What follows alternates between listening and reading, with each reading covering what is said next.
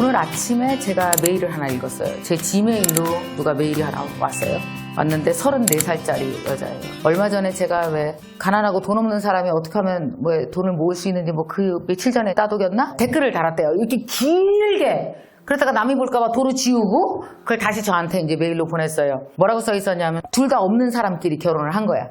남편도 좀 가난하고 나도 좀 그렇고 그 남편은 직장 생활을 하는데 뭐 250만 원, 300만 원 뭐 이 정도 벌어와요. 그러면서 이제 결혼한 지 7년이 됐어요. 그 아이들 둘을 키워요. 그런데 지금 현재 가진 총 자산이 2천만 원이래요. 정상이라는 생각이 안 드세요? 그 자기는 너무 화가 난대. 왜냐하면 시어머니가 집 사줘갖고 시집간 친구 있대요. 너무 신경질이 나고 걔를 볼 때마다 막 화가 벌컥벌컥 나고 그래서 어떤 생각이냐면 내가 완전히 잘못 살고 있다라는 느낌? 그러니까 계속 내가 되게 부자 남자를 만났어야지. 나는 왜 이런 남자를 만나서 바보같이 이런 선택을 등신같이 했을까. 그리고 나서 나는 되게 7년간 이게 자기 연민이에요. 7년간 애 키우고 되게 열심히 살았는데 되게 불행한 느낌. 2천만 원밖에 없어. 근데 남편이 또 상태는 괜찮더라고. 무슨 간호조무사 뭐 이걸 하려고 지금 어딜 다니고 있대요. 근데 거기 뭐 50만 원씩 내는데 그걸 남편이 지원을 해주고 있어서 내년이나 후년부터는 자기도 한 200만 원 정도는 벌 수 있을 것 같은 희망 이런 걸 얘기를 하는데 34살인 자기는 너무 부족하고 너무 가난하고 그래서 희망이 안 보인다라는 얘기를 하더라고요. 어떻게 생각해요, 여러분? 희망이 있잖아요. 희망이 있어요? 무슨 희망이 있어? 다른 걸 찾을 거라는. 다른 걸 찾을 거라는 희망. 근데 이 사람은 왜 희망을 잃었을까요? 우리가 볼 땐 멀쩡한데? 남하고 비교하고. 그 왜 그런지 아세요? 공부를 안 해서 그래요. 지적인 힘이 모자르면은요, 자기 불행을 크게 해석하는 거예요. 그게 진짜 중요한 거예요. 지적인 힘이, 그래서 내가 여러분한테 공부하라는 거예요. 저는 어땠냐면은, 저 35살, 내가 이런 얘기까지 안 하려고 그러는데, 진짜 내가 한다, 진짜. 25살 때 결혼했고, 나는 24살 때 IMF를 맞았고, 34살 때, 우리 남편이 집에 와서 그랬어요. 이 집 꼭 다시 사줄게. 나는 완전 거지가 돼갖고 수원으로 내려갔어요. 가진 돈 100만 원도 안 되고 난 내려갔어요. 난 결혼 7년 만에 완전 거지가 됐었어요. 돈 번 지 얼마 안 돼요. 내가 34살이었었거든요. 그때 제가 뭐 했는지 아세요? 나는 IMF가 좋다라는 책 썼어요. 6개월 동안 꼼짝도 안 하고 모든 신문을 갖다 긁어서 읽고 하면서 생전 처음으로 책 썼어요. 그게 내가 첫 책이에요. 내 첫 책. 어떻게 썼는지 알아요? 컴퓨터를 할 줄 몰라서요. 타자도 칠 줄은 몰라요. 나는 회사를 안 다녀서 타자 못 쳐요. 대학 노트에다가 연필로 지워가면서 글을 썼어요. 어떻게 하든지 내가 강사로서 살아가야 되니까. 그때 강사 시작한 지 2년 만에 IMF가 왔고 나는 모든 재산을 홀라당 잃었고 IMF 때. 왜 그러냐면 물어보지 말아요. 다 날렸어요. 그래서 뭐 안 죽은 게 다행이죠. 그러니까 어떤 생각을 했었냐면요. 우리 큰애를 옆에 태우고 시어머니한테 우리 큰애를 데려다 줄 때 큰애가 막 울어요. 유치원에서 그런 얘기, 얘가 약간 자폐 증상 같은 불안한 것 같다고 막 이런 얘기를 하는데 몰라. 그거 이제 자폐거나 말거나 살자 우리는. 어쨌든 먹고 살아야 되니까 갖고 이제 애를 딱 태우고 막 이 남자는 자포자기하고 나는 애를 데리고 저기 수원서부터 일산까지 운전을 하고 가면은요, 버스 중앙차선이 있잖아요? 그럼 내가 1차선으로 달려. 그러면 이런 생각했어요. 지금 내가 이 차선으로 확 끼어들면 뒤차가 와서 뻥 하면은 잘하면 죽을 수도 있겠다. 그러니까 내가 이렇게 따독에서 하는 모든 얘기는 다 내가 경험한 얘기예요. 내가 돈 때문에 코너에 몰릴 때 사람이 가장 죽고 싶다는 것도 알아요. 다른 거보다 돈이 가장 죽음과 가까이 사람을 몰아가기도 한다는 것도 알고. 그러면서 이제 되게 힘들고 막 이럴 때가 있었거든요. 근데 그때 내가 뭘 했느냐면은 계속 책 읽고 공부하면서 하다 보니까 그 느낌이 오더라고요. 이게 뭐가 왔었냐면은 이 불행이 나한테 주는 선물이 있을까? 여러분, 모든 불행은 반드시 방향을 두 개를 갖고 와요. 하나는 이것 때문에 잘못될 방향, 아니면은 이것 때문에 어때요? 한 단계 도약할 방향을 반드시 갖고 온다는 생각이 들어요. 그것을 그대로 적용시켜서 우리 아들한테도 얘기했던 거예요. 자퇴했을 때. 꺾여진 나뭇가지는 반드시 다른 방향을 가르친다. 그러니까 꺾여진 자리에서 놀라지 말고 다른 방향으로 가봐. 그러니까 자퇴했다는 건 네가 문제가 있다는 게 아니라 뭐야? 다른 방향으로 살아보라는 메시지야. 여러분 살다가 이혼해요? 그럼 뭐요? 네가 이혼해서 이상한 여자라는 게 아니라 딴 놈이랑 살아봐라는 메시지. 알았지?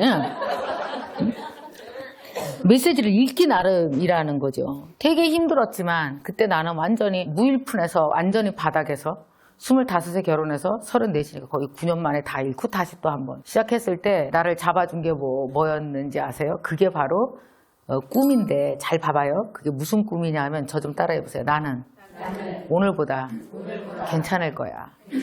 근데 그 괜찮기 위해서 내가 했던 게 뭔지 아세요? 그때 공부였어요. 내가 따독을 괜히 찍는 게 아니에요. 돈 없고 서럽고 눈물 날 땐 반드시 공부를 하는 것밖에 방법이 없어요. 공부를 하는 게 무슨 거예요? 미래를 사는 거죠. 여러분 봐봐요. 슬픈데 막 영어를 외워. 막 슬픈데 막 울면서 공부해. 막 슬픈데 계속 슬픈 감정을 계속 느끼는 방법이 있지. 알려드릴까? 거울을 보면서 울면 되게 눈물이 2배로 난다. 내 우는 걸 내가 보면서 막 더 울어. 절대 거울 보면서 울지 마. 그것도 내가 한번 해본 적 있는데 별로야. 그래서 거울 보면서 울지 말고 슬픈데 막 공부하는 거예요. 슬픈데 막 공부하면 어떤지 아세요? 이게 뭘 사는 거예요? 오늘 당장은 찌질하고 별거 아닌데 사실은 1년 후에 보면 내가 미래를 살고 있었던 거야. 얘 때문에 뭐가 돼요. 여러분 이걸 반드시 믿어야 돼요. 그리고 제가 그때 IMF 왔을 때 너무 슬프고 막 돈도 너무 없고 막 죽을 것 같은데 한 장 한 장 꾹꾹 눌러서 연필로 책을 썼어요. 출판사 갖다 줬거든요. 내가 그 출판사 내가 다 적어놨어. 책 안 내준다고. 나한테도 그런 시절이 있다거든요.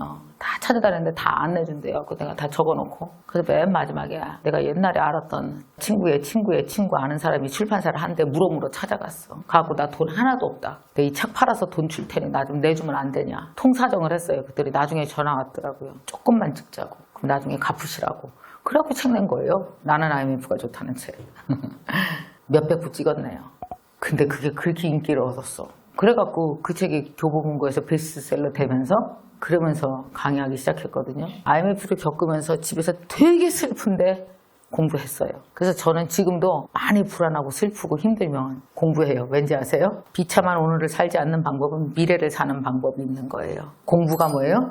미래를 사는 방법이에요. 제가 요새 영어 공부하기 싫어 환장하거든요. 여러분 내가 뭐 하기 좋아서 한다고 절대 생각하시면 안 돼. 진짜 나 너무 하기 싫어. 너무 스트레스야 막. 솔직히 말씀드릴게요. 11월 2일 날 미국 가는데 저자들 6명 인터뷰하는데 테드에서 저자들이 얘기한 거 18분이면은요 A4 용지로 몇 장이래요? 3장 반, 4장 돼요. 다 외워야 돼요. 그래야지 잘 들릴 테니까. 여러분 제가 영어를 잘하지 않아요. 여러분 생각해보세요. 나이 50 넘어서 작년 2년 전부터 본격적으로 해서 무슨 영어를 잘하겠어요. 어떻게 하느냐 하면은 저자 인터뷰 오잖아요. 그럼 내가 알려줄게. 어떻게 하냐. 테드에서 그 사람이 어디선가 강의했을 거 아니야. 그럼 그걸 다 뽑아요. 갖고 그걸 다 외워버려. 그러면 어떤지 알아? 걔가 무슨 말 할지 내가 알고 있어. 이제 이해가지고. 그래서 그 사람이 그 단어 얘기하면 아씨 얘기하는구나. 이렇게 이렇게 하는겨. 그래서 yes, right? 막 이런 거 하는 거야. Exactly 막 이런 거. 그리고 나서 내가 할 질문 딸딸딸딸 이렇게 하고 막 외워라 열라 외워 이제 그러니까 이제 하는 거야 그게. 근데 그렇게 5번 해보니까 뭐가 생긴지 아세요? 나에 대한 용기가 생긴 거예요. 여러분요 무엇인가 도전한다는 건 나에 대한 용기예요. 여러분요 나를 안 써보면 나에 대해서 용기가 안 나죠. 여러분 여러분에 대해서 용기 나요 안 나요? 안 해보면 용기가 안 나요. 공부라는 게 어떤지 아십니까? 자꾸 공부해서 새로운 걸 도전하고 무엇인가 해보잖아요. 그럼 어때요? 나에 대한 용기가 나기 시작하는 거야. 여러분은 제대로 한 번도 살면서 우리는요 나에 대한 용기를 내본 적이 별로 없어요. 그래서 저는 요새 영어를 통해서 김미경이라는 사람에 대한 용기를 내는 거예요. 나는 60에 살고 싶은 인생이 따로 있다 그랬잖아요. 그 65세 나이에도 내가 원하는 삶을 잘 살아가고 싶어요. 여러분 그러면 아시죠? 65세에 원하는 삶을 살고 싶으면 어떡한다? 55세부터 미리 그 삶을 준비하는 게 뭐예요? 바로 미래를 살면 되죠. 그러니까 어때요? 55세에 공부하고 있으면 돼요. 여러분은 아직 공부를 많이 안 해보셔서 공부가 얼마나 미래를 열어가는지 상상도 못 하실 거예요. 하고 싶은 공부를 하세요. 공부는 2가지가 있어요. 머리로 하는 것과 손으로 하는 게 있어요. 손으로 하는 게 뭐죠? 기술적으로 공부하는 거예요. 뭐 옷을 만들고 뭘 하고 이렇게 손으로 하는 거예요. 또 하나는 뭐예요?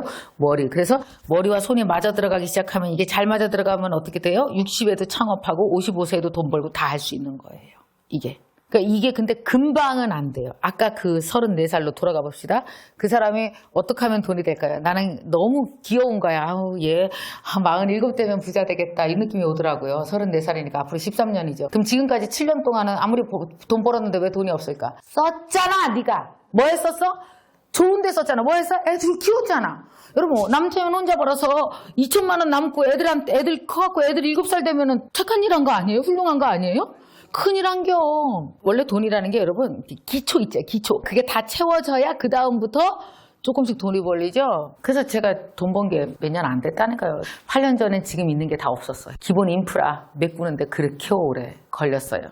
그러니까 세상에서 제일 중요한 거는 뭐예요? 스스로에게 희망을 주는 그런 하루, 그런 힘, 그런 생각, 이게 진짜 중요한 거예요. 스스로에게 희망을 주려면 뭐 해야 돼요? 공부 안 하면 희망을 못 줘요. 자꾸 절망이 와요.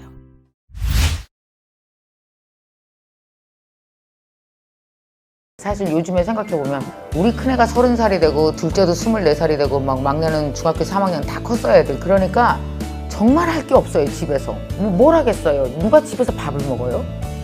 집에서 밥도 안 먹어요. 애들 둘은 나가서 살지. 하루 종일 모든 사람들이 집 밖에 나가서, 우리가 집 밖에는 왜 나가요? 성장하기 위해서 성장의 장소를 찾아 나가는 거잖아요. 애들도 그래서 학교 가고 남자도 그래서 회사 가고, 응? 뭐 대학생도 그러니까 아침부터 나가고 토요일 일요일도 친구 만나러 나가고 뭐 이런 모든 것들이 자기 성장과 다 연관돼 있거든요. 북드라마도 이제 1기 시즌 1, 시즌 2 나눠지는데 다음 주가 시즌 2 시작이에요. 왜냐면 왜 나눴는지 아시겠죠? 아니 이전에 못 읽었으면 그냥 이번 주부터 하면 되지.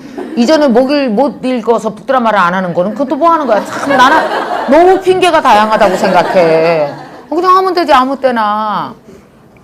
그래서 아예 그냥 들어오라고 저희가 일부러 시즌2를 만들었어요. 그래서 시즌2의 첫 번째 책은 오프라 윈프리가 쓴 내가 확실히 아는 것들이라는 책인데 그 책이 너무 좋아서 저는 영문으로 된 책을 2권을 더 샀어요. 왜냐하면 반드시 이 사람이 영어로는 이 단어를 번역은 이렇게 된대 어떤 단어로 이걸 표현했는지가 너무 궁금해서. 그 사람 나보다 언니예요. 10살이나. 10살. 그러니까 왜 되게 기분 좋은 게 나보다 띠동갑이거나 나보다 10살 앞에 있는 사람이 열심히 사는 걸 보면 기분 좋은 게 저 나이 되면 나도 저렇게 살아도 되겠네라는 그런 메시지를 강하게 주잖아요. 근데 오프라 윈프리라고 하면은 사실 나머지 않게 바쁘게 살거든요, 그 사람. 근데 왜 그렇게 사냐고 오프라 윈프리에 대해 사람들이 많이 물어봤대요. 그랬더니 오프라가 뭐라고 그랬냐면은 이런 얘기를 했어요.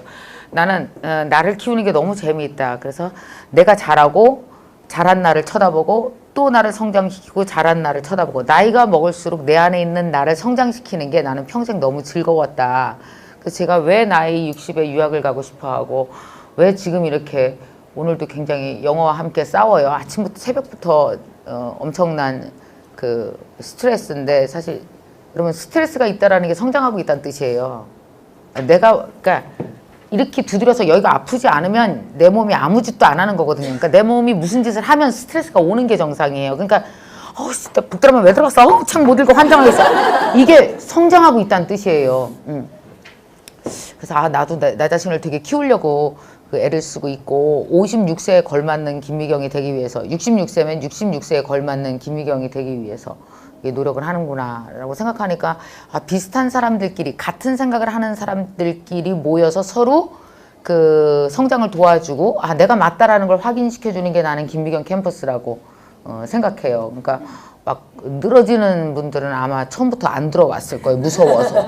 어떻게 일주일에 숙제를 3개를 하겠어. 이게 쉬운 일이 아니거든요. 그래서 오늘 제가 점심을 누군가와 같이 먹었는데 이분은 삼성이라는 회사에 오랫동안 다니다가 은퇴하신 분이에요. 길을 잃었어요. 여러분 많은 회사를 다닌 남자들이 회사를 나오면 길을 잃습니다. 왠지 아세요? 회사가 날 키워주는 프로그램에 나를 맡겼기 때문에 내가 나를 키우는 걸 잘 못 해본 거예요.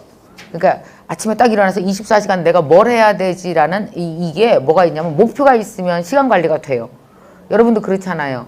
지금 오늘 여기 김미경 캠퍼스 들어와서 너무 좋은 열정대학생에 대해서 제일 좋은 이유를 몇 개를 대라 그랬더니 한 분은 하루 종일 아침에 일어나면 나이도 이제 56세세요. 뭘 해야 될지 모르겠고 힘들었는데 아침에 일어나면 해야 될 게 너무 많다. 책도 일주일 동안 읽는 것도 너무 바쁘고 그래서 그 스케줄을 막 따라가다 보니까 어느 순간 우울증으로부터 멀어진 거예요. 그러니까 우울한데 우울증이 왜 있었냐면 우울증 안에 나를 그냥 둔 거지. 근데 막 책을 읽고 막 바쁘게 살다 보니까 숙제 하느냐고 바쁘고 또 지역 모임을 거기는 확실히 하나 봐요. 되게 재밌대요. 네트워크 모임이. 그래서 뭐 나가서 열정 대학생들끼리 토론하고 막 이러면서 배울 것도 많아지고 그래서 내가 열정적인 곳에서 자꾸 있으니까 내가 원래 있던 곳으로부터 멀어졌는데 사실은 거기가 내가 빠져나와야 될 곳이었다는 걸 나와서 알게 됐다고. 그래서 정말 이 공부를 한다라는 기쁨은 뭐냐 하면은 나에게 공부를 하다 보면은 왜 사람이 되게 있을 만한 곳에 있게 해주는 것 같아요. 여기가 원래 내 자리였구나. 있을 만한 곳에. 그래서 제가 여러분에게 꼭 이 선서와 같이 내 안에 있는 천재성도 발견하고 성장하고 또 내가 나를 사랑하는 가장 큰 방법이 나를 키우는 거잖아요. 내 안에 있는 내가 자라나고 또 자라나서 죽기 전에 가장 성장한 모습을 보고 죽는 거. 이게 인간한테 너무 중요한데 이게 아빠라고 그래서 안 해요? 엄마라 그래서 안 하겠어요? 할머니가 됐다 그래서 안 하겠어요? 사실 엄마, 할머니 뭐 이런 건 다 그냥 내가 사는 동안 갖게 되는 선택적 신분에 불과하잖아요. 그죠? 이게 나는 내가 살아야 되는 한 인간으로서 살아야 되는 가장 중요한 이유는 우리가 육체를 갖고 태어난 거는 손으로 뭐 만져보라고 이거 달려있는 거잖아요. 이걸 안 움직이면 걔네 달려있을 이유가 없는 거잖아요. 근데 우리가 육체를 왜 갖고 태어났을까요? 여기 있는 걸 모든 걸 쓰라고. 쓸 게 참 많거든요. 그래서 손으로 20년간 뭘로 하면 손으로 장인이 되고 중요한 것은 내가 무엇인가 탁월해지면 이 탁월함은 반드시 사람들에게 좋은 영향을 미쳐요. 그 좋은 영향을 미치게 되면 뭐가 와요? 사람들한테 감사하다는 피드백이 오게 되죠. 그것 때문에 내가 크는 거잖아요. 그래서 이게 나이도 내 신분도 내가 어떤 처지에 있건 이걸 전혀 가리지 않기 때문에 정말 여러분들 이렇게 일단 대학생이 되신 거 되게 축하드리고 저랑 그 저번 1월달 입학식 때 그런 얘기를 고미숙 선생님이랑 나누다가 이런 얘기를 하게 됐어요. 그래서 저도 진짜 전적으로 동감해요. 모든 사람이 공부를 할 때는 공부하러 온 것까지가 90%다. 모든 변화, 인생의 변화는 온 것까지 90% 다 된 거야. 여러분 일단 교회 예배 보러 가잖아요. 그럼 꿇어 앉는 순간 90%는 다 지가 한겨. 그리고 목사님 얘기하면 울기 시작하는 거 뭔지 알아요? 90% 때문에 우는 거예요. 지나가다가 왜 우리 서울역에서 누가 예스 이러면 하면 이러잖아. 근데 지가 지발로 교회 가면 막 지가 울잖아. 그게 뭐냐면 그게 90%는 다 자기가 한 거라는 거죠. 그게. 그래서 사실 공부하러 온 것도 마찬가지인 것 같아요. 여기까지 왔다라는 건 90% 여러분들이 이미 여러분의 변화를 다 이끌어낸 거나 마찬가지고 그러는데 이제 중요한 거는 이제 앞으로 계속 이 공부를 해나가면서 여러분이 조금씩 그 채워 나가시면 돼요. 그래서 채워 나가는 방법에 대해서 잠깐 몇 가지만 설명드리면 이렇습니다. 일단 제일 중요한 것이 저는 그 책으로 자신을 연마해 나가는 것이 제일 좋아요. 여러분 책 앞에서 울어본 적 있어요? 우리 나이 정도 되면은요, 누가 우리한테 충고하면 걔랑 사이가 멀어져요. 너나 잘해, 너나! 이렇게 되잖아요. 너 이런 식으로 살면 안 되고, 너 일주일에 책 한 권이라도 꼭 읽어. 그러면 됐어! 뭐, 나를 무시하고 그래. 너나 책 읽어.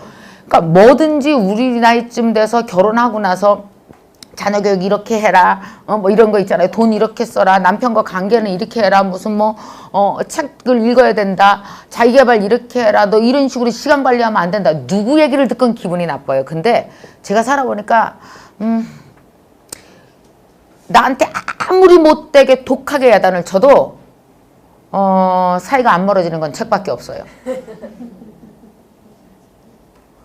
책 앞에서는요, 아무도 그러니까 왜냐하면 책은 나와 1대1의 관계이기 때문에 혼났다는 느낌이 안 들면서 혼이 나요.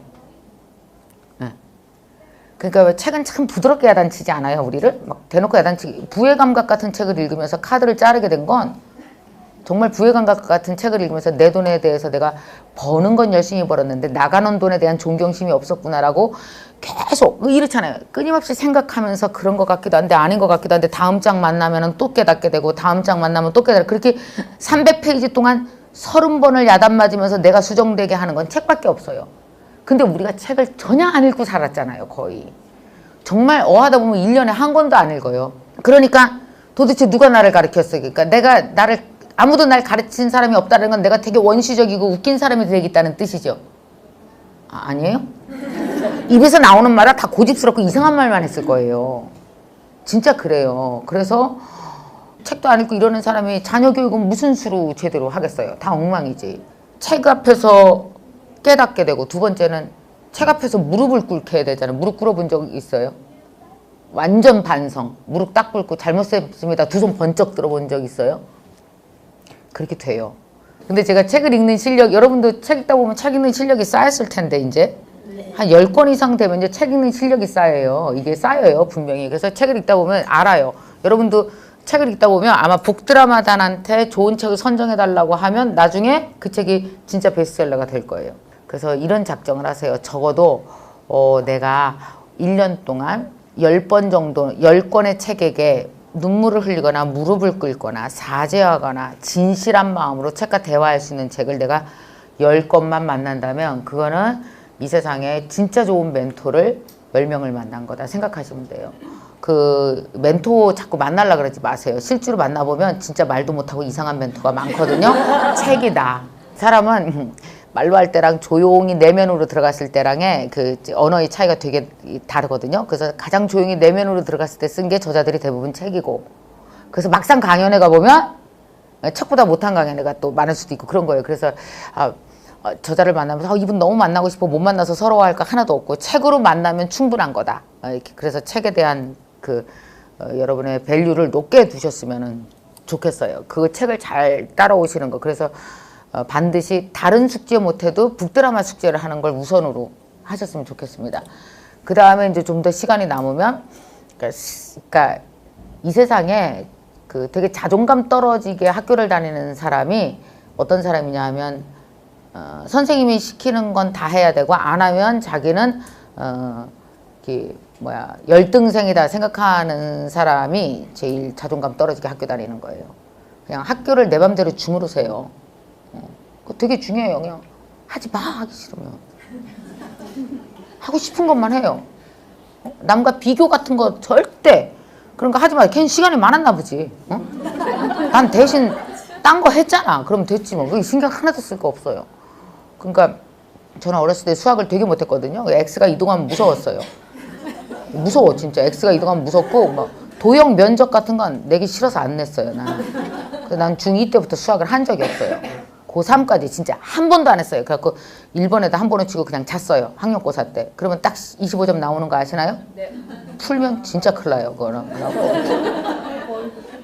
근데 나는 수학이라는 걸 내가 수학적 사고를 못하는 게 아니에요. 학교에서 가르치는 수학을 안 한 것뿐이지.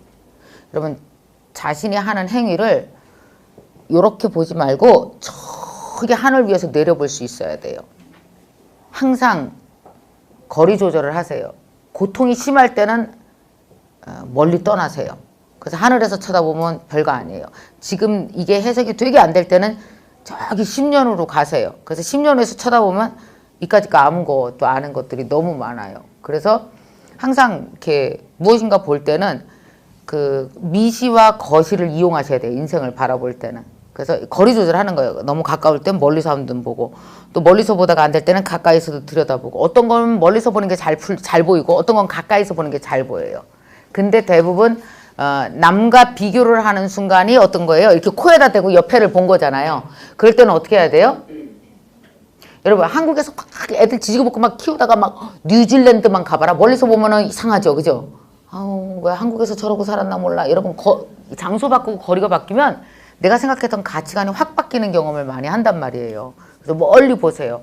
세 과목 다 왜 해야 돼요? 막 그래서 카페에 보면은 막 저는 이 세 과목 숙제를 다 못할 것 같아서 시작을 못했는데 그게 말이야 뭐야 도대체.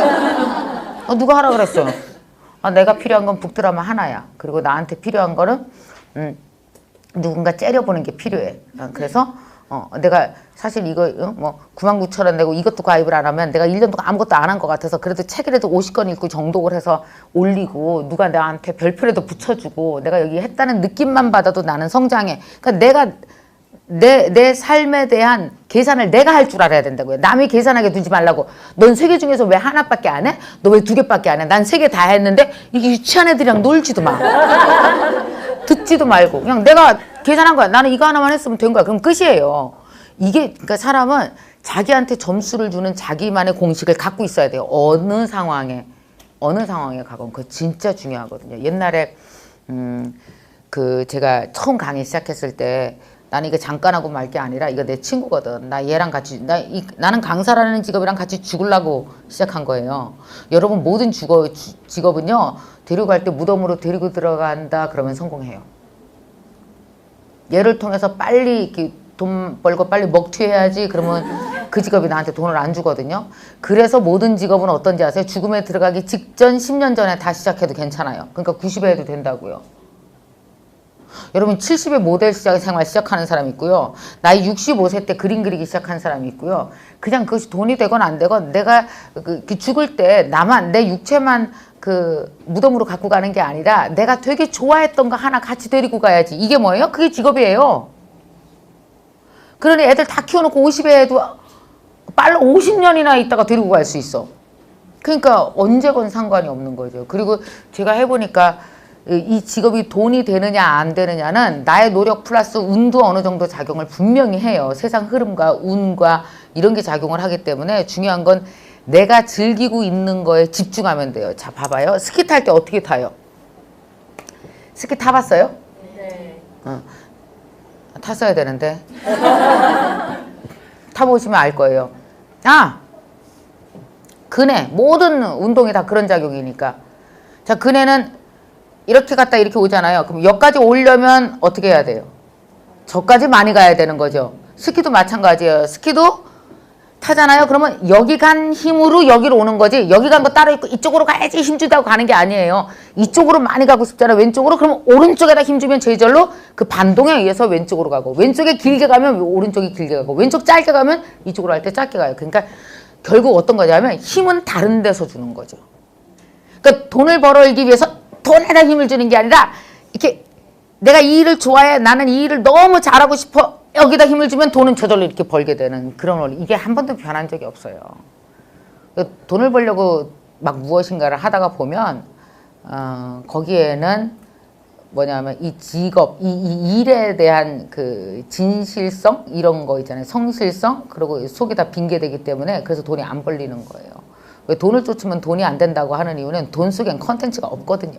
컨텐츠는 여기 있어. 그러니까 컨텐츠에 힘주면 돈은 저절로 따라오고 이렇게 되는 거죠. 근데 물론 그것이 시간차가 있어요. 운이 있으면 빨리 따라오고. 근데 여러분 요즘에도 뭐 젊은 친구들 돈 일찍 버는 거 뭐 이렇게 뭐 영앤 리치에 대해서 얘기가 많잖아요. 그죠? 여러분 이게 뭐냐면은 내가 여기다 힘을 세게 준 만큼 이쪽으로 와야지 이게 정상적 이치인데 힘 별로 안 줬는데 갑자기 일로 확 갔다는 건 뭐예요? 그게 사고인 거예요.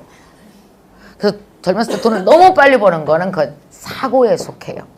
사고에 속해요. 왜냐하면 우리가 알다시피 돈에는 모든 희노애락과 컨텐츠가 들어있기 때문에 그 돈이 만약에 내가 그 돈 안에 나라는 사람의 인생과 나라는 사람의 생각이 온전히 담겨져 있지 않으면 이 돈은 사고를 반드시 치게 돼 있거든요. 돈이 갈 곳을 몰라서 아무데나 튄단 말이에요. 그러면 내가 하고 싶은 거를 하는 게 아니라 많은 돈이 튀는 곳에 내가 어느 순간 가 있죠.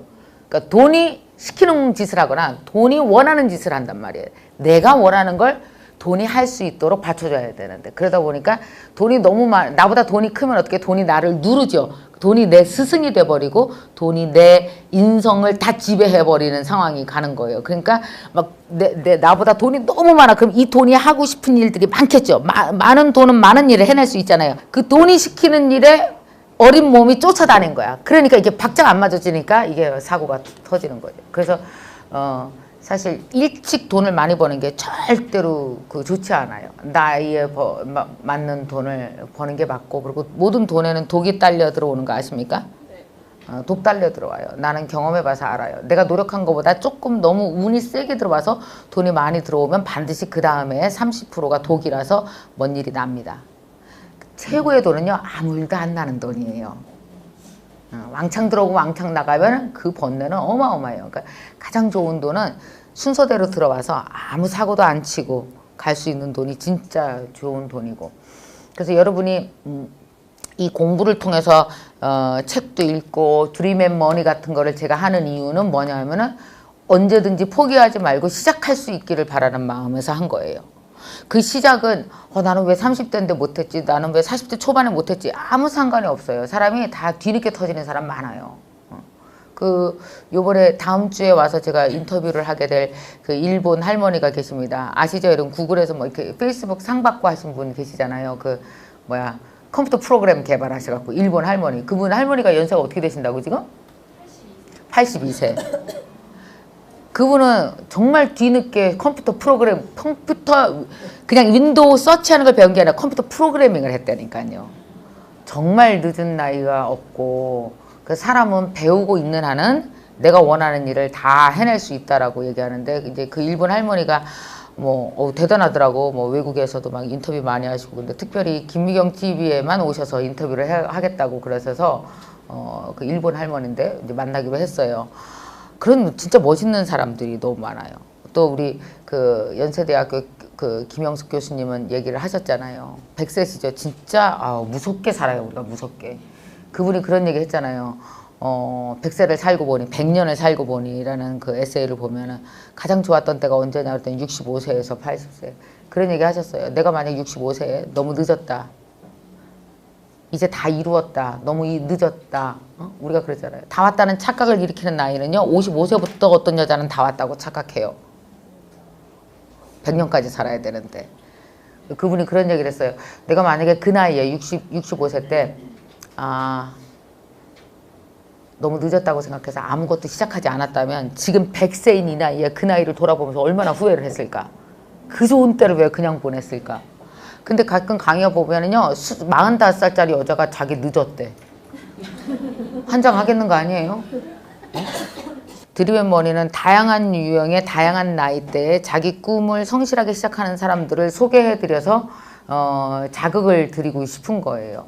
여러분요 우리가 내가 자극받을 수 있는 곳에 서 있지 않으면 우리는 무자극 상태에서 20년 30년 흘러가요.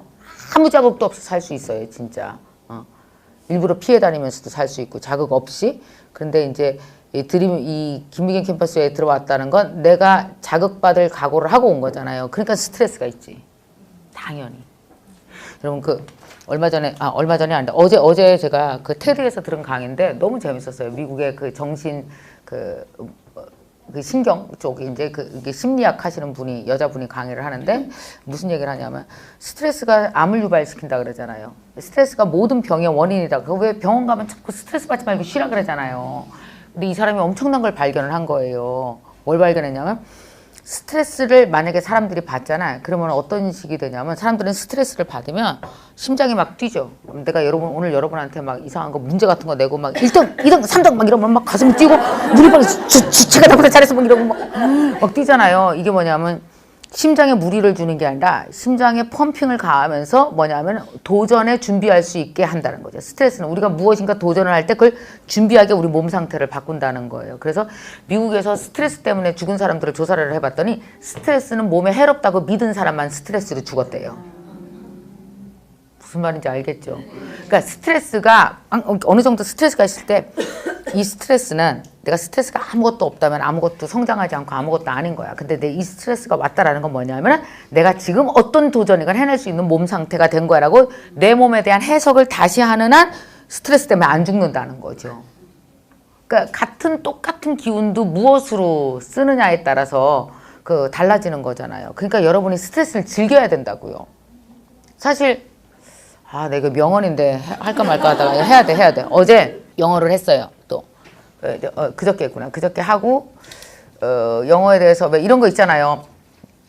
I couldn't have had to 뭐 이런 거 있잖아요. 내가 그걸 했었지 않았으면 좋았을 텐데 너무 어렵죠 가정법. 정말 100번을 외워도 입으로는 안 나온다. 문제로 풀려면 풀어. 토익 문제로 풀어도 풀고 토픽으로 풀 수 있어. 근데 그걸 말로 하려면 진짜 어려워요. 진짜 would, could, 뭐 정말 어렵거든요. 갖고 이제 막 외웠어. 열라 외우고 내가 영어 선생님 만나면 반드시 이 말을 한 번은 써먹을 거야.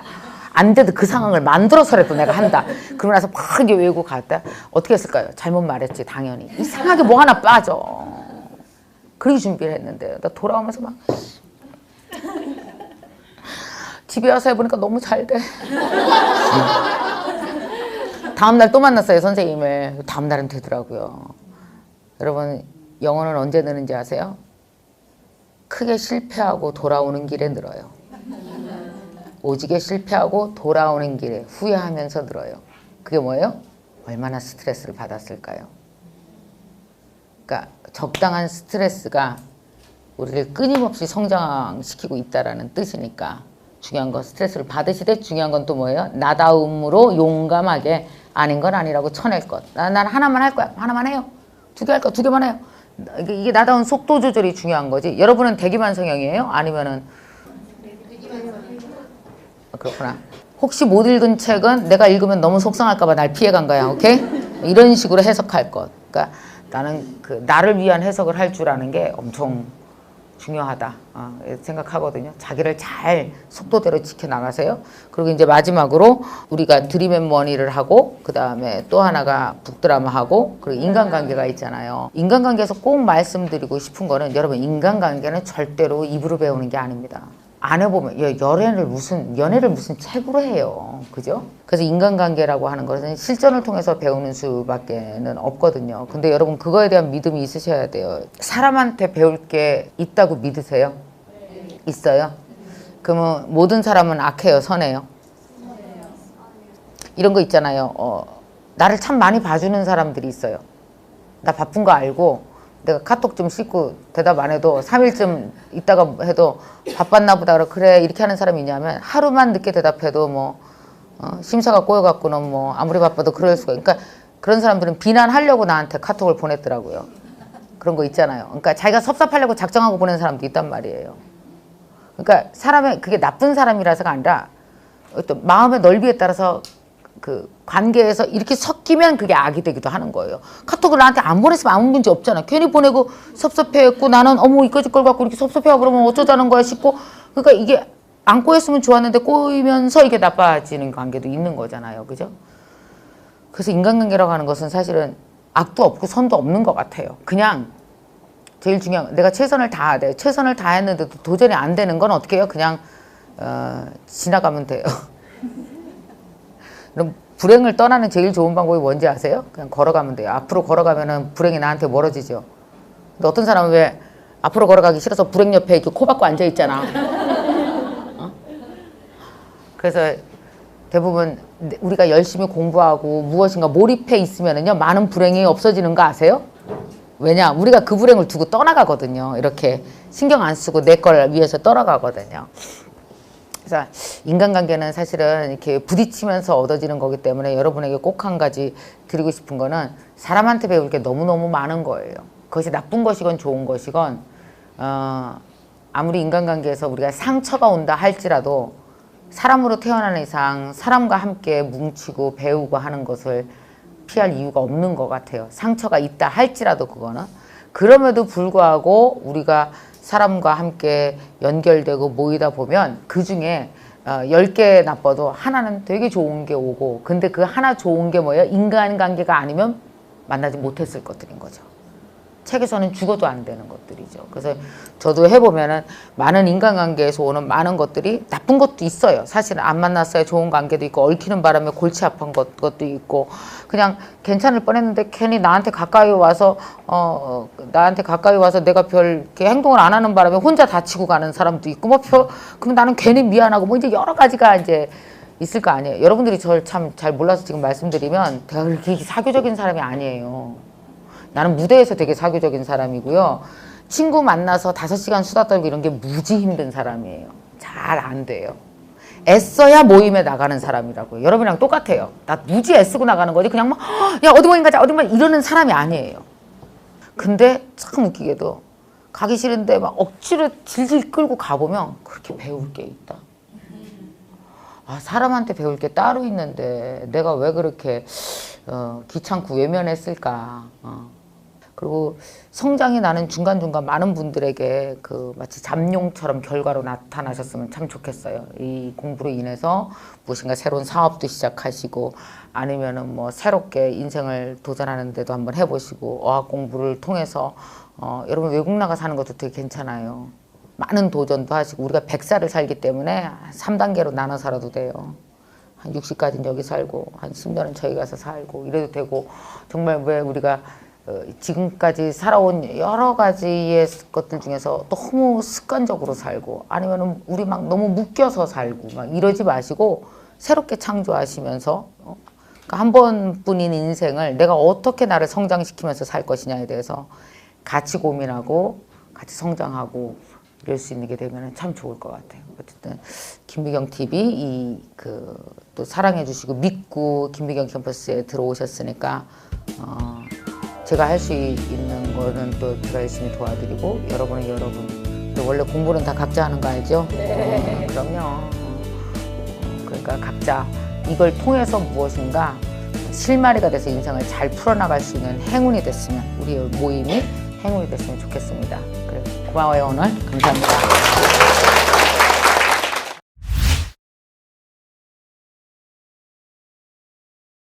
옆에서 지금 채택되신 분들 한 4분 사연 정도 읽어드리겠습니다.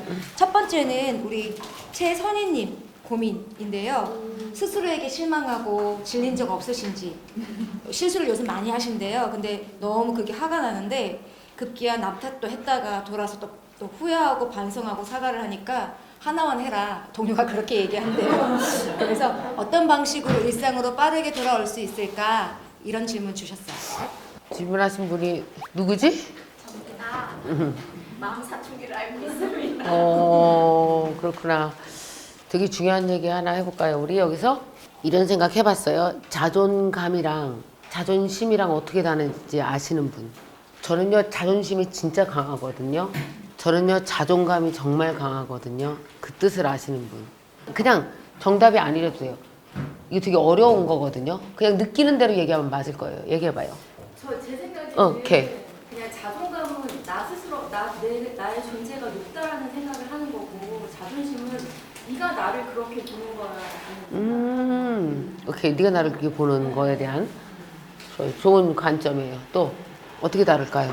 자존감은 내가 나를 평가했을 때, 그러니까 만족하면 그런 자존감이 되는 건데요. 자존심은 남과 비교해가지고 내가 저 사람보다 조금 더 나은 것 같은데 이러면 혼자서 자존심 가지고 저 사람이 상대가 나를 무시하면 자존심 상해 이렇게 상대한테 좌우지우지되는 그런 거일 것 같아요.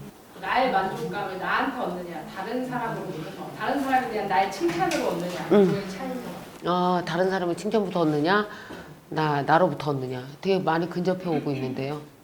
자존감은 나의 가치의 높이를 좀 표현하는 거고, 자존심은 나의 고집. 자존심 이런 거. 우리가 보통 어감적으로 느낄 때 그래요, 그죠? 여러분들 흔히 왜 저는 자존감이 참 높아요 라고 말할 때 마음과, 전 자존심이 진짜 세거든요 라고 할 때 마음가짐이 확 달라지는 게 느껴지시죠? 아까 말씀하신 대로 자존감이 세다는 거, 자존심이 세다는 것이 나를 지키는 힘이 세다는 거예요. 나를 옹호하고 타인으로부터 나를 지키는 마음이 되게 세다는 거고, 자존감이 강하다는 건 타인과 나를 같이 지킨다라는 것 같아요. 나 진짜 자존심 센 사람 무지 많이 만나거든. 주로 집에서 혼자 여왕이었던 사람이 자존심이 세요. 그러니까 남편이랑 애 하나만 휘어잡으면 다 내 거야. 왜 우리 시어머니도 그렇게 자존심이 셌어요. 무슨 말을 못해. 본인이 입으로 수도 없이 내가 자존심 빼면 시체인데, 자존심 빼면 시체인 사람은 남은 게 거의 없는 거 아시죠? 자존심 빼면 시체인데 하는 사람들 보면은 자존심이라는 게 뭐예요? 자기 이해에 남이 들어올 수 있는 경지가 없을 정도로 여기가 너무 닫혀 있는 거예요. 자기 안에 너무 닫혀 있는 거죠. 그러니까 인간관계도 그런 사람들이 대부분 자존심이 너무 센 사람이 집으로 바로 들어가요. 그 자존심이 너무 많이 다치니까. 너무 자존심 상할 일이 너무나 많으니까. 집으로 바로 들어가게 돼 있어요. 자존감이 강한 사람과 자존심이 다른 사람은 바로 여기서 다른 거예요. 아까 그 질문하신 것과 이제 가서 얘기를 해보면 계산을 어떻게 하느냐가 되게 다른 것 같아요. 여러분은 어떻게 계산하세요? 자존심이 센 사람은 계산을 이렇게 해요. 여러분, 고마워 섭섭해 계산법이 같은 공식인 거 아십니까? 누가 나한테 되게 뭔가를 잘해줬어, 초기에. 그러다가 나중에 중간에 되게 섭섭한 일이 한 번 있었어. 그러면 이거 더하기 이거는 섭섭함으로 끝낼래, 고마움으로 끝낼래, 이게 여기서 자존심이 들어가느냐 자존감이 들어가느냐에 따라서 계산이 달라지는 거예요. 자, 한번 해볼까요? 같이 만나서 여기서 같이 북드라마 책도 공부하고 독서 모임도 하고 처음에 언니 하면서 되게 잘했어. 근데 얘가 실수로 어디 가서 내 얘기를 조금 나쁘게 했어. 나쁘게 한 건 아닌데 좀 흉을 본 것처럼 한 거야. 어떻게 걔가 그럴 수가 있어? 내가 저한테 얼마나 잘해줬는데? 이러면서 엄청 섭섭해했어. 근데 고마울 때 어땠냐면 나 아플 때 김밥도 싸우고 우리 집 와서 애들도 챙겨주고 되게 고마운 동생이었단 말이야. 여러분, 자존심이 센 사람은 어떤지 아세요? 섭섭함에다 곱하기 3을 해. 여러분, 얼마나 사람들이요, 특히 우리 시어머니들이라 우리 어머니 세대는요, 섭섭함 곱하기 하는데 선수들이다. 아주 섭섭함에다가 곱하기 10도 하는 여자 있어, 그죠? 우리 옆에서 봐도 좀 지나치다시피 섭섭함에다가 막 뻥튀기잖아 막. 그리고 그 섭섭함을 뻥튀기는 거에 뭐가 들어가요? 내가 얼마나 자존심이 센데 이게 딱 들어가요. 그래서 컨텐츠를 딱 만들어 버리는 거야 자기만의. 그래갖고 무시할 수도 없게 만들어 버리지. 그럼 어떤지 아세요? 그냥 섭섭해하기만 해도 사람 순한데 거기다 자존심이 들어가니까 이게 움직이지 않는 고집이 돼갖고 사람 환장하는 거죠. 섭섭한 거 곱하기 3 한 사람이 인생을 서럽게 살까? 그렇지 않은 사람이 서럽게 살까? 본인이 제일 힘들죠. 섭섭하느냐고 밤새도록 이불을 들었다 놨다 할 텐데. 그래서 왜 여러분 그런 말 있잖아요. 성경 말씀에 보면 두려워하지 말고 걱정하지 마라. 내가 다 알아서 한다. 이런 말씀이 있잖아요. 이게 뭔 말인지 알아요? 네가 보지 않는 가운데서도 나쁜 놈들은 다 벌 받고 살아. 걱정 마. 꼭 네가 내리는 직접적 응징만이 응징이 아니다라는 얘기잖아요. 그럼 어떤 사람이 이런 계산할까요? 걔가 우리 집에 와서 밥도 해주고 그래도 나 아플 때 김밥도 싸다 줬어. 근데 얘가 그날은 어디 가서 내 말을 나쁘게 했어. 그지? 그럼 어떻게 돼요? 이거 섭섭한 거는 섭섭한 건데 이만큼 잘했으니 그래서 고마운 거 그것도 3개월 전 거, 1년 전 거 다 잊어버릴 만한 걸 가져와서 공식에 대입을 하는 거예요. 그래도 얘는 나한테 와서 지 할 일 다 했어. 약간 실수했지만 넘어가 줘야지. 사람이 두 번째 찬스가 없으면 이게 인간관계가 맞는 게 아니지. 이건 뭐예요? 자존감이 강한 사람이 이런 해석을 하죠. 완전히 달라요. 그래서 왜 이런 거 있습니다. 집안에서 너무 애들만 감싸고 살고 우리 애가 최고고 우리 남편이 최고고 내가 최고고 막 이러면서 왜 자존심이 무지 세게 산 사람들은요. 그래서 직장 생활을 못하는 거예요. 나와서. 그 자존심이 상처받을 일이 수도 없이 생기거든요. 내가 그 직장에서 제일 처지고 우리 애가 영 아닌 것 같고 뭐 알고 보니까 내가 엄청 아성처럼 쌓아온 그 모든 것들이 별거 아닌 것 같고 이런 거 사회에 나오면 어떤 우물한 개구리였기 때문에 막 수도 없이 깨지거든요. 깨질 때마다 이게 공식이 대입이 뭘로 돼요? 섭섭함이 3으로 곱하는 거예요. 그러니까 직장을 다닐 수 있어 없죠. 못 다니죠. 섭섭해서. 제가 오랫동안 사회생활하면서 얻은 가장 큰 거는요. 그런 계산을 좀 잘할 수 있게 된 것 같아요. 그래서 쉽게 섭섭해하지 않고 뒤에 고마웠던 거에다 점수 줄 줄 알고 섭섭함 곱하기 3. 그래서 여러분들 한번 생각해 보셔야 돼요. 아까 질문 주신 것도 그런 맥락에서 한번 생각해 보세요. 내가 직장에서 반응을 확 보일 때 이게 내가 자존감으로 곱해서 반응을 보이나 자존심으로 하나. 내가 자존심이라는 것이 되게 좋은 감정인지 알고 이걸 아무데나 대입하고 정당화시킨 거 아니야? 자존심 센 게 되게 좋은 건지 아는 사람 많죠 여기. 넌 자존심도 없냐? 혹시 나 자존심 없나 봐. 여러분 자존심이라고 하는 것은 되게 상대적으로 사람들이 나를 치고 들어오는 거기 때문에 생각하지 마시고요. 저는 자존심이 중요한 게 아니라 자존감으로 모든 계산을 해야 된다고 생각해요. 나를 좀 더 펼쳐서 그러니까 나를 옹호하고 지키고 혹시 누가 나 어떡할까 봐 벌벌 떠는 이거는 공식에 안 들어갔으면 좋겠어요. 그러면 나중에 답이 이상한 게 나오니까 나를 오히려 해치는 답이 나오니까 더 나를 고립시킨다고 그래야 되나? 그렇게 되니까요. 그걸 한번 생각해 보시면 좋을 것 같아요.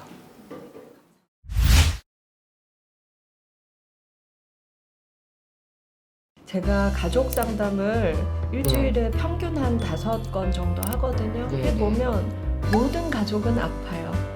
다른 이유로. 네. 사실은 우리가 그 MK 여기 네. TV에서 사실 이 주제를 다룬 지 정말 오래됐어요. 한 1, 2년 된 것 같아요. 근데 정말 사람들의 아픔, 특히 여기서 저는 되게 의미 있게 봤던 게 그 의미 치료라는 네. 거. 이 책은 이시영 박사님이랑 네. 공동으로 쓰셨더라고요. 맞습니다. 근데 이시영 박사님 잘 계세요? 87이신데도 네. 저는 이 책 쓰면서 거의 1년 동안 매일 소통하고 했는데 늘 친구 같았어요. 예, 제가 아는 40대 남성들보다 훨씬 젊은 생각? 예, 그리고 참 따뜻하세요. 맞아. 겸손하시고. 이시영 박사님 보면서 나도 나중에 강의하면 나이 들었어도 아, 저런 모습을 네, 해야지 네. 이렇게 생각했는데 강의를 못 가네요. 소개 좀 잠깐 해주세요. 네. 네, 안녕하세요. 저는 MKTV 구독자 박상미입니다. 저는 경찰대학교에서 심리학과 인문학 가르치고 있고요. 더공감 마음학교라는 이름으로 저희는 마음 아픈 사람들을 찾아가서 마음 치유를 하는 찾아가는 마음학교 활동을 하고 있습니다.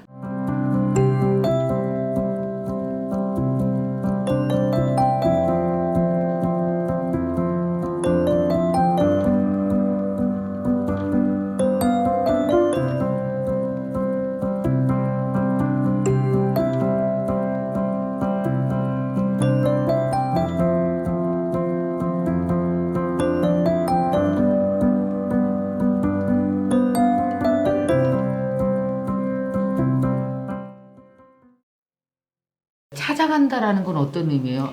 교도소와 소년원 그리고 미혼모 단체 그리고 이제 성매매를 하다가 새로운 삶을 살겠다고 결심하고 나온 여성들 그 여성들 만나서 이제 강의하고 그리고 심리 치료하고 이런 일을 혼자 하다가 너무 많더라고요. 힘들고 아픈 사람들이. 그래서 주변에 심리 상담 하시는 그런 전공자 선생님들 저희는 자원봉사 단체입니다.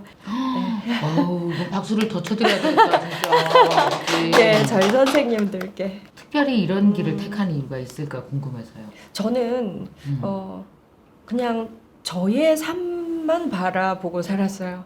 그런데 내 삶에만 코를 박고 살면 누구나 외롭고 우울하다는 걸 참 뒤늦게 깨달았어요. 근데 제가 우울증으로 굉장히 오랫동안 고생을 했어요. 저는 소아 우울증부터 있어서 어릴 때부터 우울증과 아주 많이 싸워야 했었어요.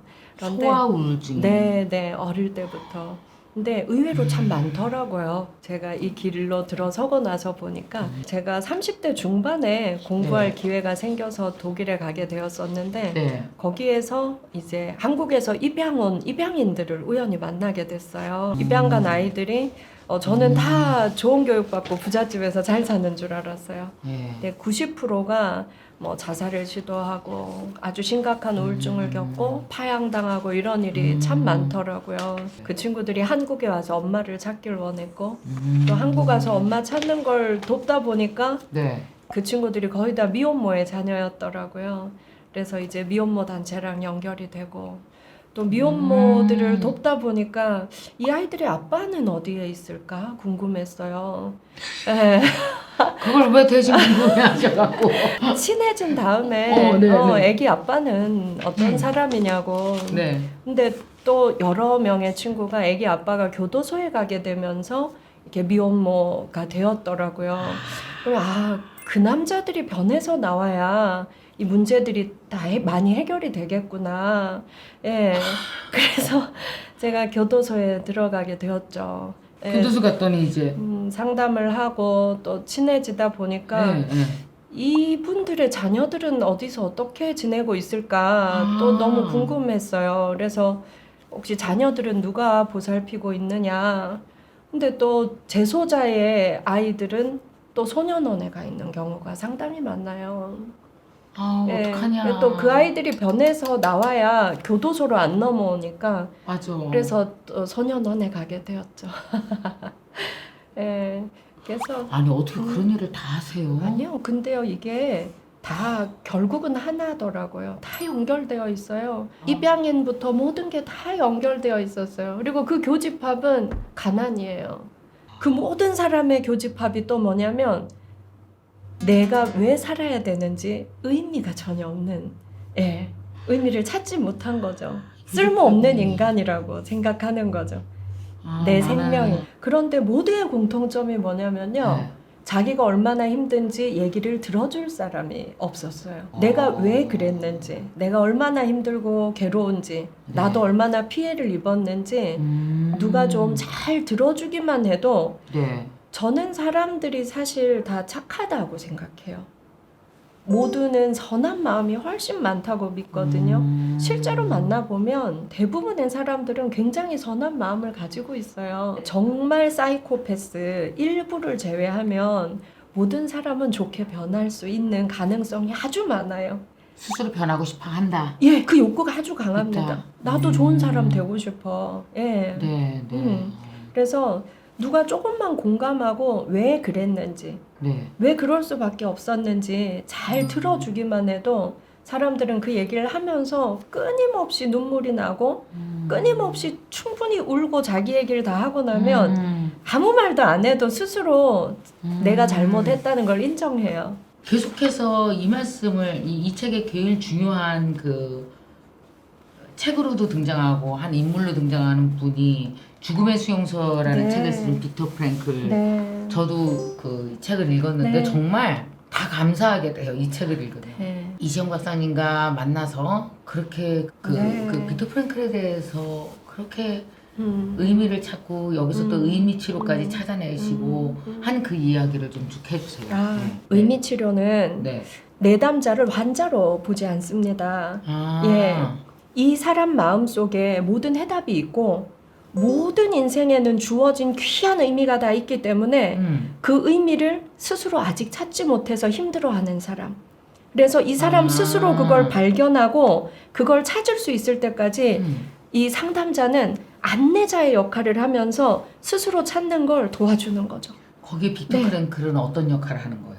본인이 그 수용소 안에서 죽고 싶은 그 고통을 이겨내기 위해서 스스로 만들어낸 걸 이제 같은 방에 수용되어 있는 동료들에게 접목하면서 그 수용소 안에서 이 의미치료를 만들어낸 겁니다. 아무리 건장한 사람도 내가 이 수용소에서 나갈 수 있다라는 믿음이 없는 사람들은 금방 죽더래요.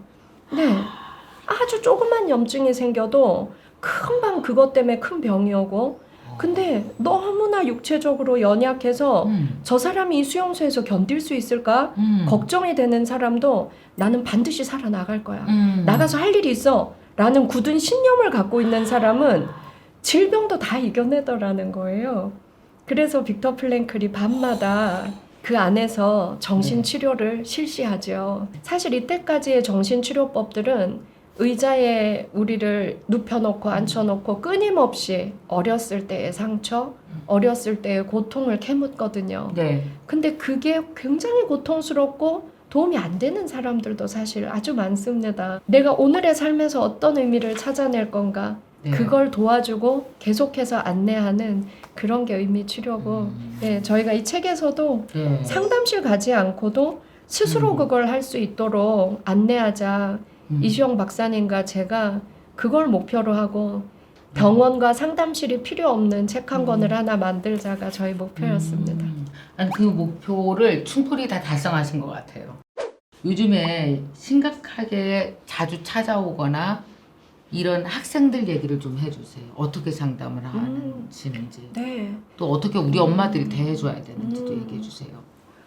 저한테 오는 이제 청소년들을 예로 들면 네. 예, 뭐 정말 가난한 아이들부터 또 뭐 대기업 회장님 딸까지 아주 다양해요. 네. 그런데 집이 넉넉하고 부모님이 잘해주면 또 안 괴로우냐? 그렇지 않아요. 제일 자해가 심한 애가 저희 상담실에서 가장 고소득층 아이거든요. 걔는 왜 그러죠? 그 상담을 해보시면 어디에 아픔이 있는 거예요, 그 아이는?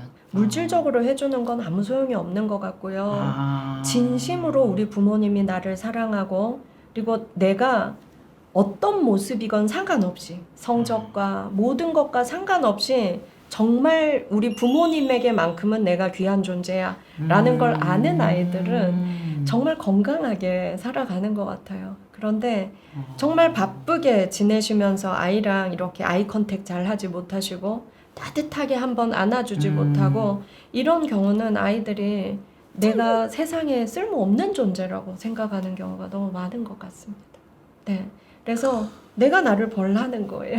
내가 이만큼 힘들어 라는 걸 누군가에게 호소하기 위한 잘못된 방식들을 찾는 거지. 자해를 할 때도 안 보이는 부위에 하는 아이들보다 보이는 부위에 하는 아이들이 훨씬 많아요. 예, 제발 look at me, 나 좀 봐줘. 나 이만큼 봐달라는 제발 나 좀 거구나. 살려줘예요. 사실은 내 얘기 좀 들어줘. 그거- 어떻게 하면 아이가 힘든 걸 빨리 알 수 있을까요? 그냥 자주 앉아서 수다를 떨어야 되는 것 같아요.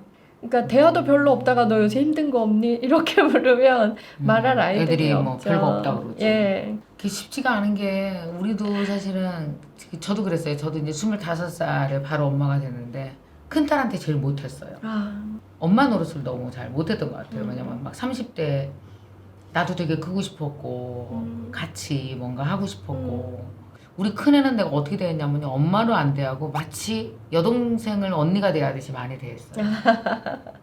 까칠했죠. 그래서 나중에 우리 딸이 대학 됐을 때 내가 한번 우리 딸한테 거의가 아니고 정확히 베란다에서 무릎 꿇고 잘못했다 그랬어요. 아, 엄마가 진짜 잘못했어. 내가 너무 어려서 너무 몰랐어. 엄청 울었는데 우리 딸이랑 몰랐었어요. 내가 잘못한지. 근데 나중에 보니까 너무 상처였겠더라고. 선생님 너무 훌륭하세요. 근데 많이 울었는데 둘이서 그 후에 많이 가까워지고 좋아졌어요? 선생님 너무 훌륭한 심리 치료를 서로가 하신 그런 거예요. 거예요? 미안해. 맞아요. 잘못했어. 엄마가 진짜 잘못했어 하는 데는 네. 그 말에 힘이 있더라고요. 내가. 진심으로 깜짝 놀랐어요. 사과하지 않는 이상 사랑은 전달이 안 되고요. 그래서 저희 의미 치료에서도 제일 중요시하는 게 정말 사랑하는데 가족 사이에 그 사랑이 전달이 안 된다면 진심의 사과를 건너뛰었기 때문이다. 예. 나는 왜 그거 안 배웠는데 했지? 근데 선생님 정말 선생님 타고난 치유자시니까요. 아니야. 요번에 특히 이제 저는 더 걱정이 되는 것이 아까 우리 잠깐 이 방송 전에 이 코로나 때문에 오는 어떤 그 급격한 변화가 좀 이쪽 심리 치료나 아픈 사람들 중에 있지 않을까요? 너무나 많습니다. 고정된 월급이 나오는 사람을 제외하고는 네. 모두가 굉장한 심리적 좌절을 겪었어요. 프리랜서들은 지금 영원인 상태에서 겪는 고통이 너무 크고 또 이게 언제 끝날지 모르는 거니까요. 수입이 하나도 없으니 얼마나 맞습니다. 불안하겠어. 그죠? 그리고 또 말조차 못하는 사람이 누구냐면 확진자들 그리고 확진자의 가족들. 이 사람들은요 굉장히 주변에 죄인 취급을 많이 당했어요. 우리 사회가 확진자에 대해서 관대하지 않아요. 근데 네. 사실 자기가 걸리고 싶어서 걸리는 거 아니잖아요. 어차피 그렇죠. 전염병이고 내년까지 네. 가면 확률은 되게 높은데. 네.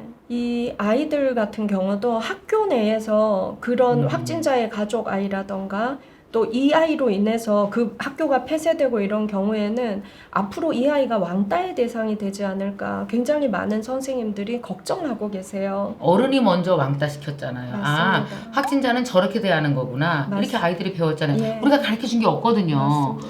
그래서 앞으로 이런 제2의 제3의 코로나는 계속 일어날 거기 때문에 그럼요. 우리가 여기에 대한 정서 교육이 정말 필요합니다. 이거 문화유산이라고 네. 생각해요. 저는 맞아요. 문화적 힘. 그 확진자 또는 확진자 가족들 전화 상담할 때 제가 이 책에서 이 문장을 줬어요. 네. 나를 죽이지 못한 것은 나를 더욱 강하게 만들 것이다. 멋있다. 아니 정말 나를 죽이지 못한 것은 나를 더욱 강하게 만들 것이다. 니체가 한 말인데 이 말 한마디가 진짜 어마어마한 의미를 담고 있네요. 맞습니다. 그래서 저도 굉장히 부끄러운 고백을 저는 항상 아픈 분들한테 해드리는데요. 저도 제가 가장 힘든 시기에 제가 약을 먹고 3일 만에 깨어난 경험을 제가 20대에 한 적이 있었어요. 그때 대학 다니시고 네. 되게 혼자서 힘들었었을 때. 네, 가장 사랑하는 저희 아버지가 갑자기 암으로 돌아가셨을 때 너무 가난했고 또 제 정신적 지주를 잃었고 정말 살 의미가 없더라고요. 근데 그때 제가 다시 깨어났을 때 그때 제 입에서 제일 먼저 나온 말이 오 감사합니다 였어요. 안 죽었더라고요. 사실은 죽고 싶은 게 아니라 죽고 싶을 만큼 힘든 나의 고통을 끝내주고 싶어서 그 순간 잘못 판단하는 거거든요. 이 고통을 끝내고 싶은 거지. 나를 끝내고 끝내고 싶은 게 아닌 네, 거구나. 이 고통을 끝내고 싶은 거. 저희 소년원 애들의 꿈이 뭐냐면요. 뭐야. 최하 박상미 이상 되는 거예요. 왜냐면 제가 소년원에 갔더니 애들이 막 경찰대 교수고 뭐 작가고 이러니까 저희 소년원 애들이 처음에 저한테 욕해도 돼요? 얘기해요. 정말 재수없어. 재수없는 년 하나 왔어. 이랬어요 저한테. 제가 처음 소년원 갔을 때 정말 재수없다고. 애들이 그랬겠지. 잘난 년이 왔다고. 애들이 막 아무도 제 강의를 시끄럽잖아. 그래서 여러분 학교 가고 싶죠. 그랬더니 그걸 말이라고 하냐?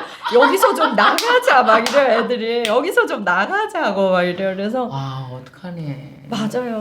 저도 여러분 나이에 학교가 너무 다니고 싶었어요. 근데 제가 공부를 너무 못해서 고등학교 떨어져서 1년 재수하느라 여러분 나이에 나도 학교에 못 다녔어요. 그래서 학교 다니는 애들 너무 부럽고 학교가 너무 가고 싶었어요. 이랬더니 애들이 뭐라고 이러면서 애들이 와 진짜 너무 졸라 불쌍하다. 우리는 고등학교 붙었는데요 이러는 거예요. 어머나. 고등학교 붙고 사고 쳐서 소년원 온 거예요. 그래도 니네는 고등학교에도 붙었지. 제가 그 말을 했어요. 여러분 고등학교 붙었어요. 너무 부러워요. 여러분은 공부 잘하셨군요.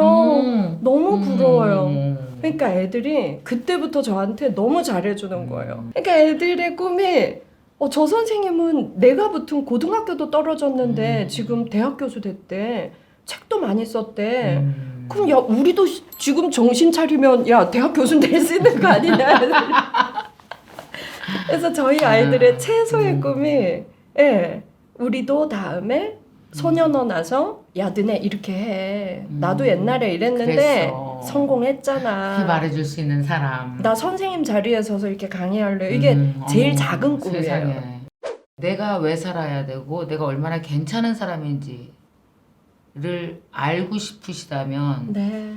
이 죽음의 수용소라는 빅터 프랭클을 통해서 두 분이 만났습니다. 이시영 박사님과 박상미 선생님이 함께 만나셨고 교수님이 함께 만나셨고 그리고 각자의 의미 치료에 대해서 여러 사례 또 왜 그러셔야 되는지 그리고 마지막에는 또 다양한 대담까지 있어서 아마 우리 이 영상을 보시는 분들이 다 가족이 있는 분들이잖아요. 예. 그러니까 가족이 있다는 건 다시 말해 갈등이 없는 집이 한 집도 없다. 맞습니다. 다 문제가 있다라고 맞습니다. 생각하니까 네. 꼭 이 책을 읽으셔서요. 여러분들이 스스로 필요한 의미 치료를 늦지 않게 하루 빨리 그리고 아이들도 잘 살펴보십시오. 혹시 문제 있을 수 있고 끙끙 앓는데 그죠?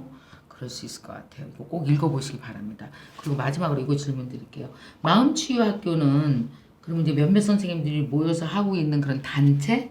나요? 저희가 어떤 이제 거예요? 사회 취약계층은 찾아가서 하는 마음치유 수업을 해드리고요. 저희도 차비를 벌어야 이 일을 오랫동안 제대로 할 수 그렇지. 있기 때문에 주말에는 일반인 상담을 합니다. 주중에는요? 예. 주중은 이제 저희가 예약된 시간에만 저희가 이제 센터에 나가서 상담을 하고요. 마음이 많이 힘드신 분들 우선순위로 일반인들 상담도 하고 있고요. 아우 애쓰세요.